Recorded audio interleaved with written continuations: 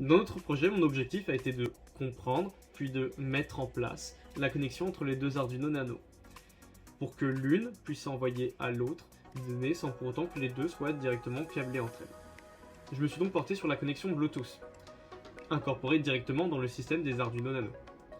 En Bluetooth, les deux Arduino Nano possèdent le même identifiant, pour que la partie centrale puisse chercher et trouver la partie périphérique et s'y connecter.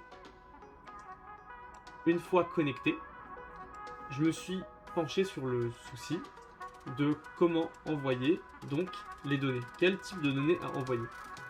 J'ai choisi l'octet, grâce auquel on peut représenter le déplacement d'un doigt différent à un autre. Bonjour, je m'appelle Quentin Caton et je vais maintenant vous présenter la communication entre notre second Arduino et notre robot, le EasyRobot. Cette communication se fait en série, c'est-à-dire que le robot et l'Arduino seront directement reliés via le port UART situé au dos du robot. Ce port nous permet d'échanger plusieurs bits d'informations d'un seul coup. Ici, nous allons échanger un octet directement.